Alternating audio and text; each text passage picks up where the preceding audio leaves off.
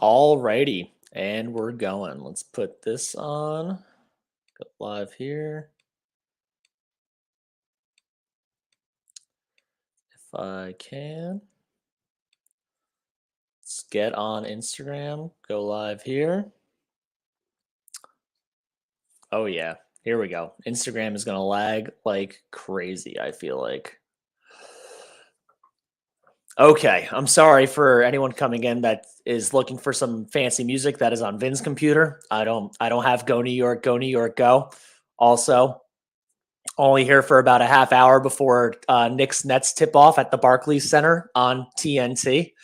And as you can also see, I'm here by myself because I am not at the game. So anyone that might be living close by that's going to the game in a little bit, or if you're at a nearby bar and you see my face popping up on your phone, you can look for Vin or Ange there along with some of their friends and family. So BK is going to be at the game. Look for a really tall, Vin's the tallest one, so look for the 6'4" guy. Probably has a yellow construction hat on. Definitely make fun of him for not matching in any way, shape, or form. So I got Brett Siegel coming on. He should be on in a little bit. We are going to be talking about the NBA rumors that have been happening, plus insane news today. Not only if you missed it, we spent about an hour and a half talking not only Knicks, Nets over-unders, which by the time some people see this will not have mattered anymore because the game will have already happened. But we also spent a crap ton of time talking about Terry Rozier to the Miami Heat for just Kyle Lowry and a protected first-round pick. It's Terry Rozier averaging 23, 6, and 4 on the season on some pretty good shooting splits. So that's going to be a little painful. I'm not going to lie. I think Scary Terry has something up his sleeve, especially when it comes to the playoffs. Fun fact, though, the last time Terry Rozier was in the postseason, shot 34% from the field and 23.5% from three. So maybe not. I would imagine Eric Spoelstra probably will make him be a little bit better than that. I gotta say. So yeah, we're gonna have Brett come on, and then also obviously the biggest news that's happened in the past like 8 hours, 6 to 8 hours. Adrian Griffin fired from the Milwaukee Bucks head coaching position after just 43 games, a 30-13 record in 43 games, no less. I know. First, what's wild is that this dude was like the handpicked coach by Giannis. And apparently Giannis seems like the dude that's also had him kicked out. And he's the best player on the team, so it makes sense he has that power. But it's just so crazy, man, that this dude happened. David Blatt had almost the same exact thing happen to him, but David Blatt was a different scenario. He was hired for a team that had the #1 overall pick and was planning to rebuild. And then LeBron James just comes over as a free agent, and David Blatt gets fired midway through the season with like similar to a 30-13 record. And then Ty Lue takes over. They win the title that year, coming back 3-1 the whole 9. Something tells me that if Doc Rivers becomes the head coach of the Milwaukee Bucks, they're not going to come back and win the title this year. And no shot. Can the Bucks get Kenny Atkinson from the Warriors? Would they promote someone internally? That seems unlikely. Could Terry Stotts come back, coach Dame again after he walked out or preseason from a little tough scuffle he had, not like a fight or anything, but like a little disagreement he had with Adrian Griffin? Opportunities are endless. Really, possibilities abound for Milwaukee. How is this all going to affect the Knicks, though? The Knicks at the time of recording, before the Nets game, 26-17, 5th place in the East. They're 4-point favorites tonight, even without Isaiah Hartenstein. So I'm not chalking it up as a win, but looking for it to be a win, knock on wood. Hopefully everything goes as planned and they don't quote unquote play with their food. 2 games up on Miami, who now have Terry Rozier. 1 game behind Cleveland, who somehow just wins every game. The Knicks and the Cavs are the only 2 teams that are 8-2 in their last 10 games in the East. And with no Garland and no Mobley, you really thought they would tail off a little bit. I still think they're going to tail off a little bit at some point. I don't know when. I'm hoping when they actually add Garland. And Mobley back. That actually messes with them a little bit. Got a couple comments coming in. Jonathan saying, I don't know what he said, most likely will too because I wasn't looking. Ready to make a clean sweep of the Barclays. Yeah, we are, buddy. Yeah, we are. Like I said before, MSG the third. MSG the third. Anyone over on Instagram, thank you for watching. Make sure you slide over to YouTube. It's really hard for me to look at your comments, especially on my slow ass computer. I'm not gonna lie. Come over to YouTube, like, share, comment, subscribe. Hit the thumbs up. Tell me your comments. I saw someone, are we going to make a trade? That is what I'm getting Brett on here for. He should be on very, very shortly now because it just hit 7 p.m. and he told me 7 o'clock, and we got to get some 20 minutes in before this tip-off. So he's going to be the guy. He's a ClutchPoints insider. He used to work under Sports Illustrated for Fast Break on Fan Nation. And he started out for NBA Analysis Network after college. So this guy's been in the game for a little bit. Now that he's actually at ClutchPoints, he's like one of their official accredited insiders, NBA media credentialed insiders. So that's what we're looking for. And the Burger King Nets are scared, John says.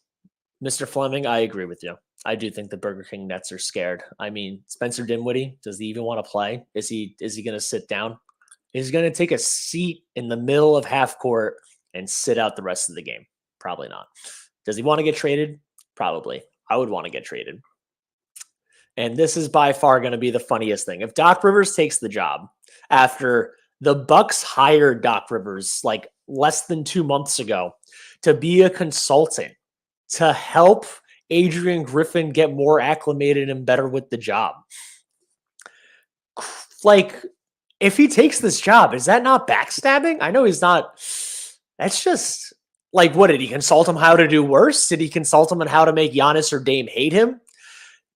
Did he tell Adrian Griffin to crap on Thanasis? And then Giannis was like, "Did you shit on my brother? You got to get out of here." We don't really know. Maybe Brett has all the answers that we're looking for. That's what I'm looking for. I just want to know some real crazy tea. You know, I want to hear like Adrian Griffin maybe did some Ime Udoka stuff, and then he had to actually get canned before the season even ends. That's what I'm looking for. Probably not going to happen. This isn't a daytime soap opera, but sometimes sports are. Sometimes they are daytime soap operas. Joe G from Twitter, Bruce Brown makes the most sense. I don't know if you guys saw it. We actually posted it earlier. Boogie Cousins was on with Rachel Nichols on her podcast, and Rachel Nichols asked about Bruce Brown, the two teams that are most rumored to him, which I'm hoping Brett has this answer too. The Lakers and the Knicks. He's telling me he has technical difficulties, so it should be on momentarily. The Lakers and the Knicks. And then Cousins says in the video, man, he thinks Bruce Brown's a great fit under the Tibbs system, like hard-nosed guy, ready, diving for loose balls, yada, yada, yada. All things we know. And that sounds great and amazing, but Bruce Brown is not a secondary playmaker or scorer.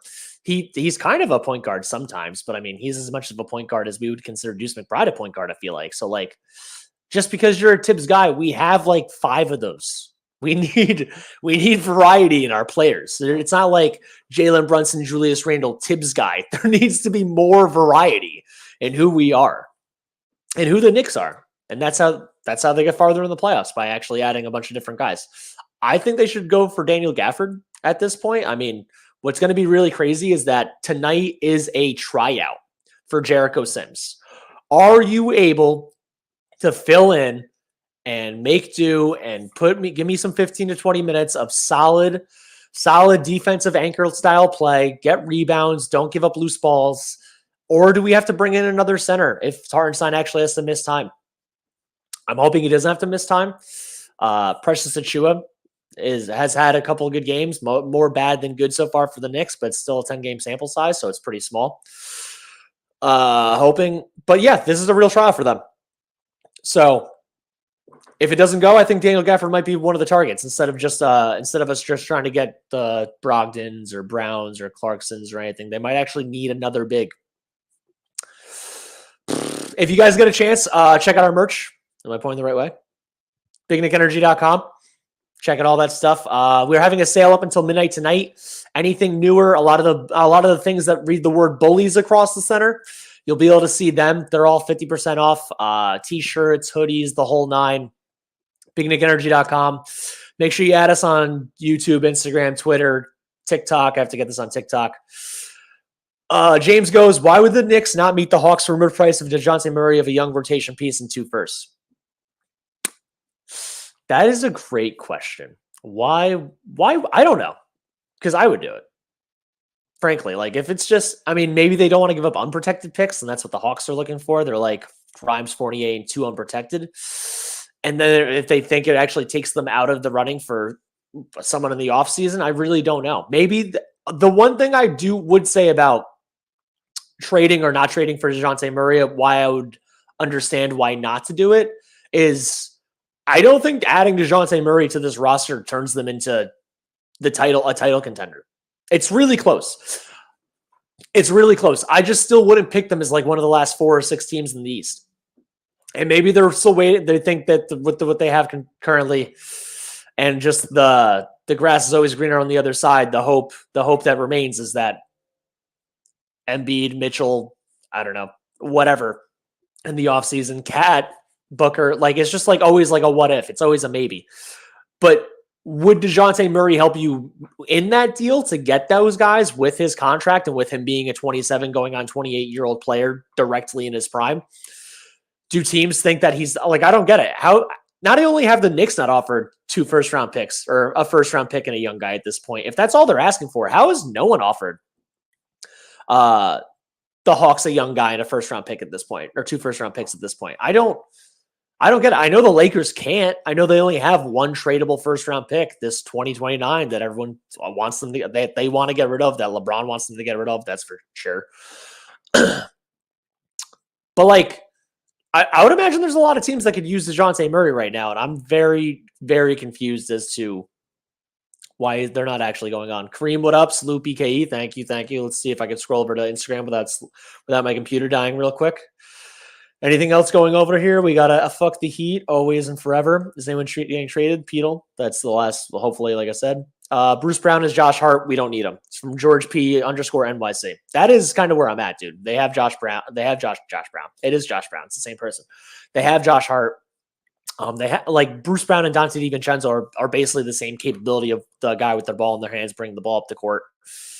They like he's better and taller than Deuce McBride, but it's just not too much, you know? Like I would get why adding him to the rotation. Like if you turn your 9th best player into your 6th best player and everyone below that moves down a peg, then it really helps out there a lot. DJ LD. DJ, what up, buddy? Long time no talk. Any centers out there we can scoop up? Clearly Sims is in Tibbs' mind. Oh, here we go. Brett's coming on the stage as we speak. Add him on in a second. I'm like, you just missed it, man. I'm hoping, I think this is a trial for Sims, and I'm hoping for Daniel Gafford. If Sims and or Precious fail their tryouts, I'm hoping for Daniel Gafford. Let's see if I could add Brett. His camera's going on as we speak. Let's get him up here. Let's do that. Let's press that one. Oh, wrong one. Let's do that. There we go. Brett Siegel, how you doing, man? Thanks for coming on. Yeah, how's it going? Thanks for having me. Oh, I'm doing good. Your audio took a second. I was like, oh no. Dude, wild things that have been happening in the past 24 to 48 hours. Obviously the banner I mentioned issues here. Adrian Griffin news. Can you just dive into like how that ended up happening? And is Doc Rivers really, after being the guy consulting him, going to be the guy that might take his job? Yeah, so it's kind of a wild 24 hours for the Bucks, and you can even go back to the weekend of it being a wild ride for the Bucks with the games that they played against the Pistons. They were both pretty close games.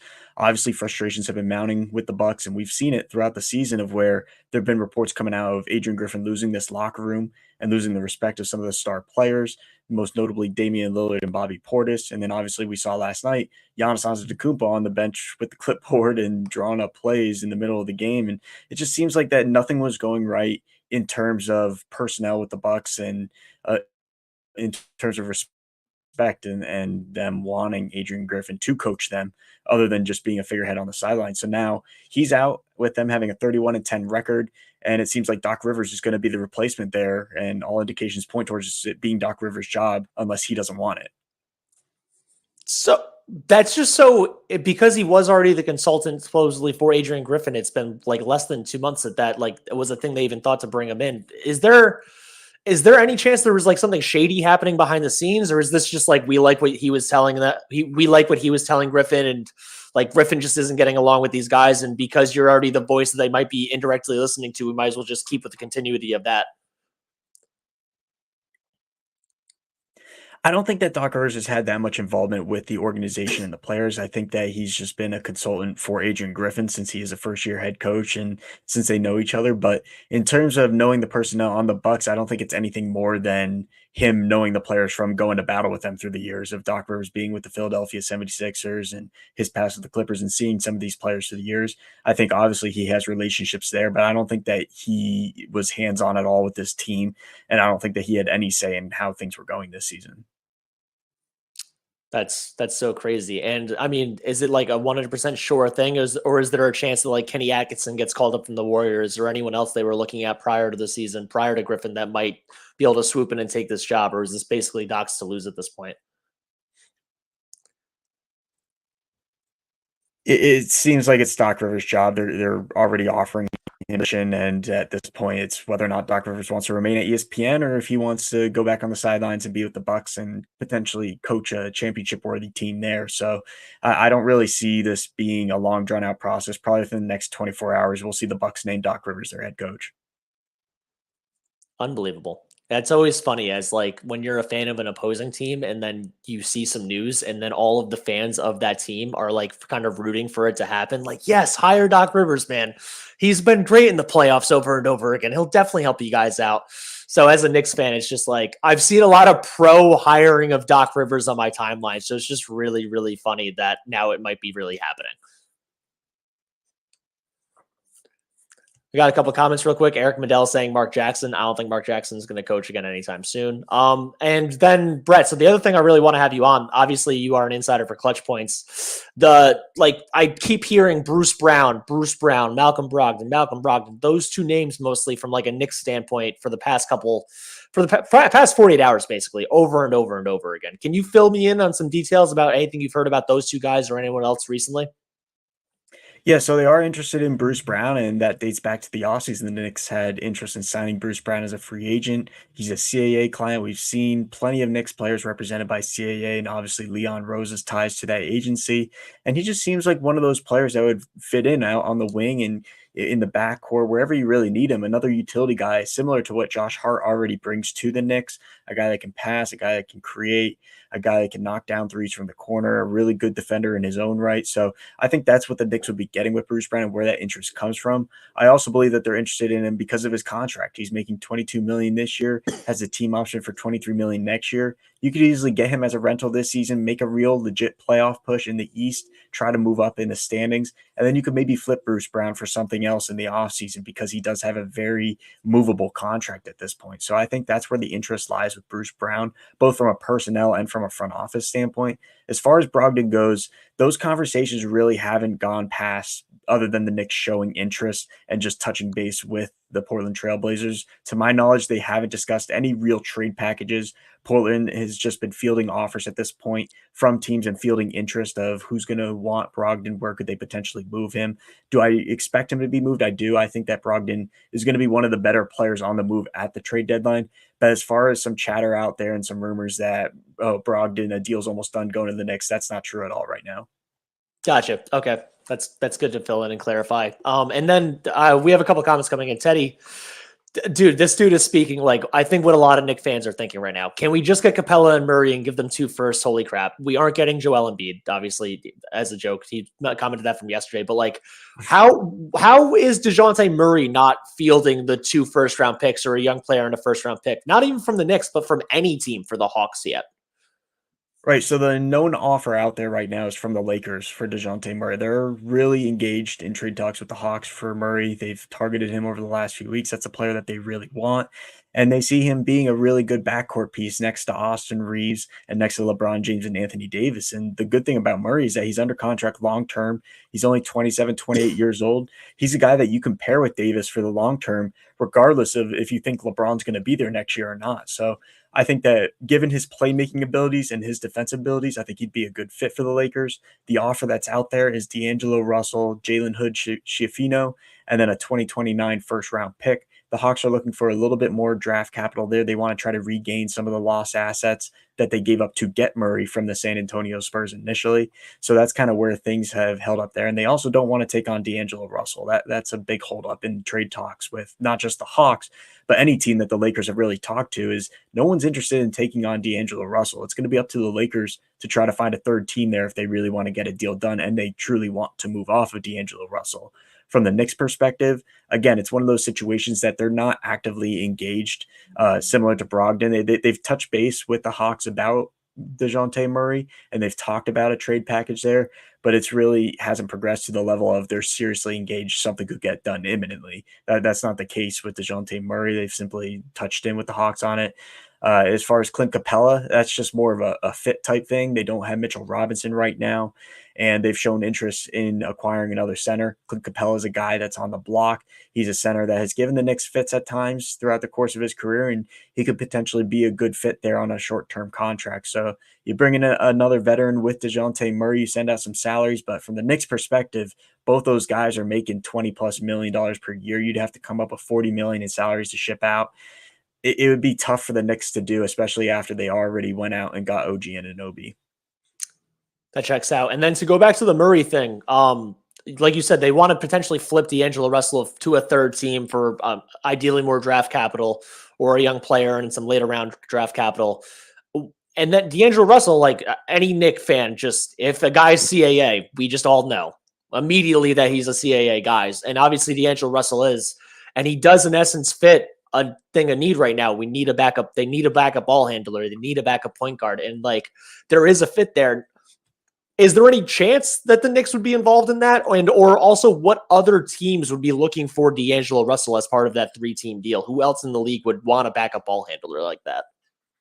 So I don't think the Knicks would be a team that's interested in D'Angelo Russell. I don't see that being a good fit next to Jalen Brunson. As far as teams that would potentially be a fit, maybe the Chicago Bulls, but you have Kobe White, who's been playing well, and then you have the question mark of, well, what would the Bulls be giving up? Because they're not going to give up DeMar DeRozan as of right now. They've made it very clear to teams that they're not trading Alex Caruso, and they want to get rid of Zach LaVine and get off his contract, but that's a $40 million contract that no other team in the league is wanting. So now you're going to have to try to find a fourth or a fifth team to get involved in this trade, and then things just start getting way too wild, and then you have to sort out all the financials there. So that's not really a possibility in my mind.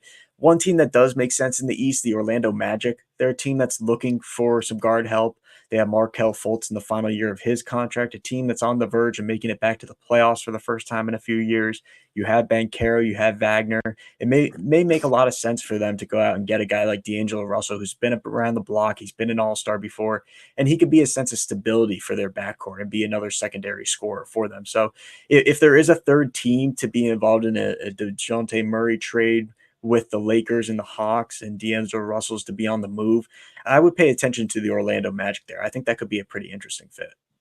As you're saying different names and teams, it just reminds me of something I've heard in the past couple of weeks, and I want to like bounce to that. And you bring up the Magic and their need for a point guard, even though they technically have like 4 point guards on their roster, just none of them are like real playoff starting caliber point guards. And the Knicks obviously just traded Emmanuel quickly in the OG Anunoby trade. The 2 teams that were the biggest rumors for the offseason, for next offseason to take quickly away from the Knicks if he stayed on the team, and now the Raptors will probably have to deal with from the matching of the RFA, are the Magic and the Spurs.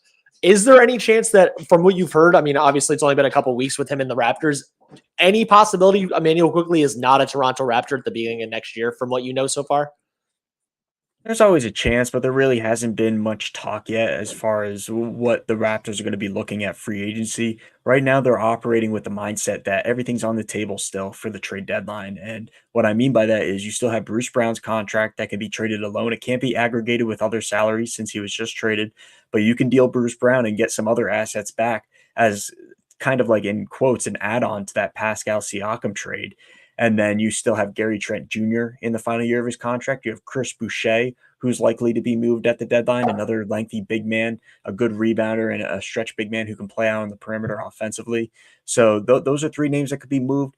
I don't see them moving Jakob Poeltl, although it is still a possibility that if they get a good offer there, they could look to move on from the big man. So I think that's really where Masai Ujiri and this front office are operating right now. As far as free agency goes and what they could potentially do in the summer, that's a whole separate conversation. And it really does depend on what this roster looks like at the end of the year. Because if you still have Bruce Brown on that roster, you're obviously going to enter the offseason looking to make a deal with his contract. If you still have Gary Trent Jr., he's going to be a free agent. What do you decide to do there? Is that a sign and trade opportunity? Do you look to extend him on a short-term deal? And then obviously quickly as a restricted free agent. So the Raptors do have some decisions to make. As far as free agency goes, though, that's down the line for them. They're not even thinking about that yet. God, no offense to Jonte Porter, man, but if they deal Jakob Poeltl, they don't have a center. Just straight up, they don't have an NBA caliber center, so that's pretty crazy.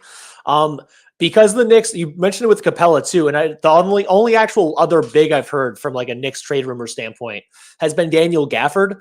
Obviously the Wizards are still like one of the worst three teams in the league. Everyone's on the market for the Wizards. So outside Gafford, anyone else like available or would be looking for from New York? If you'd heard anything on that front?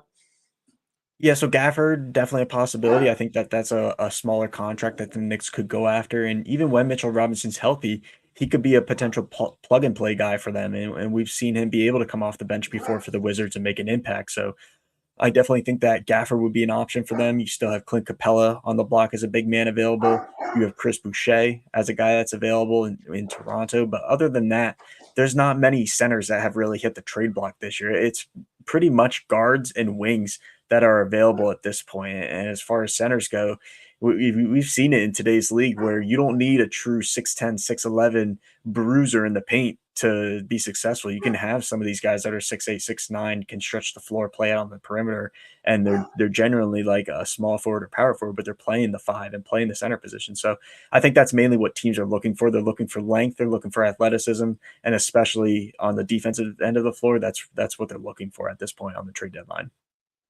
And then to the Wizards' point, Kyle Kuzma, Tyus Jones, anyone else still being available or like looking to be traded? Or what are they trying to get for those guys if they make any more moves?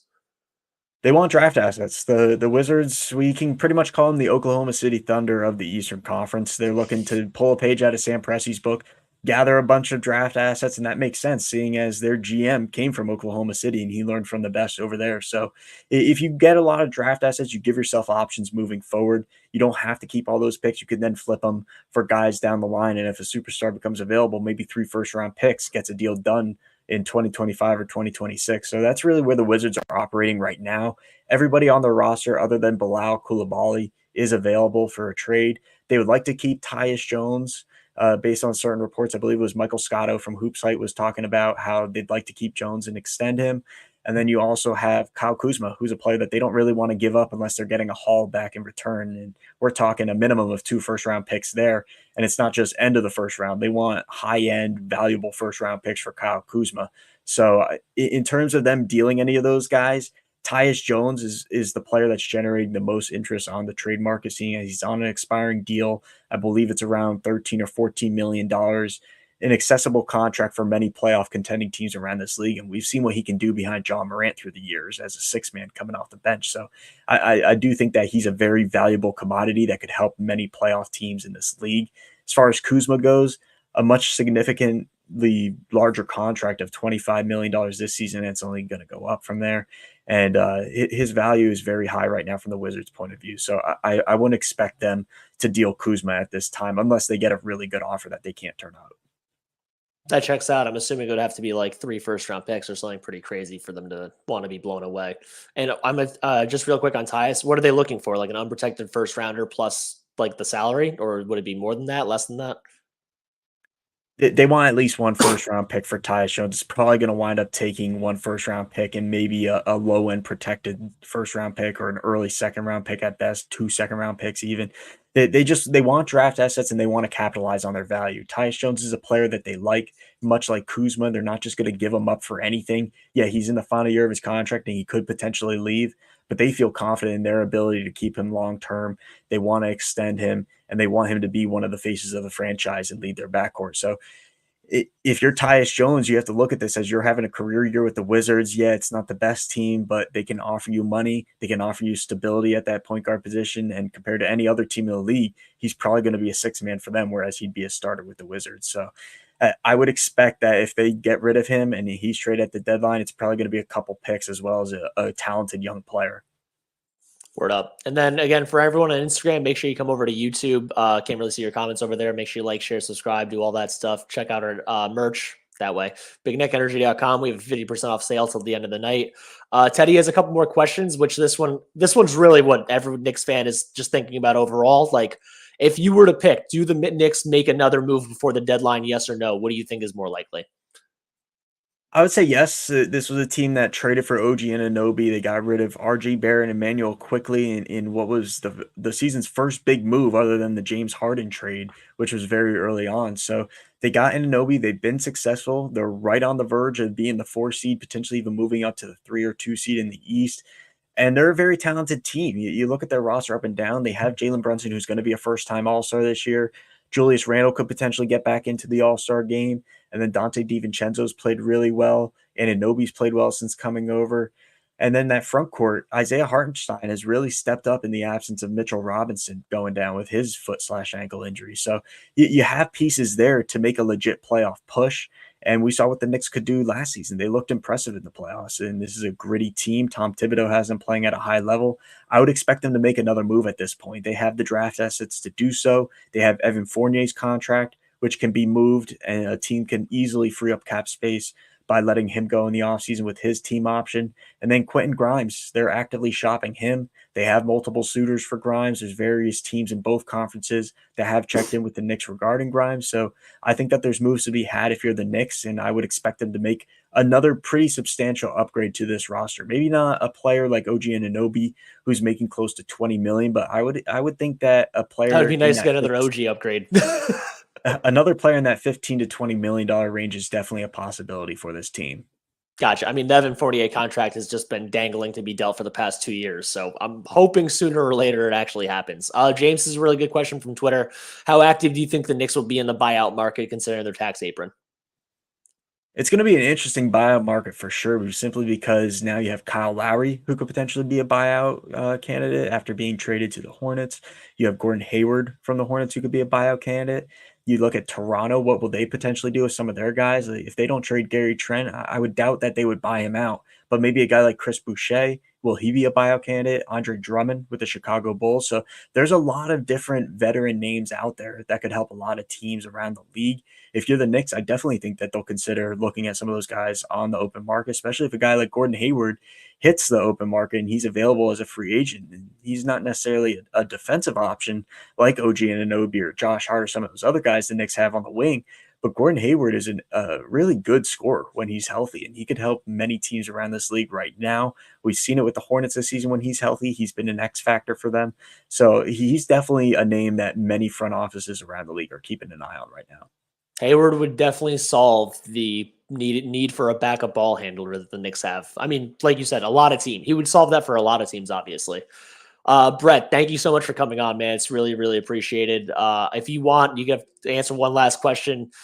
What is the holdup on Brogdon? Like, just in general, why do you think there's no talks about him actually being moved versus where it was at last week? And then if you want to plug anything, I'll let you go.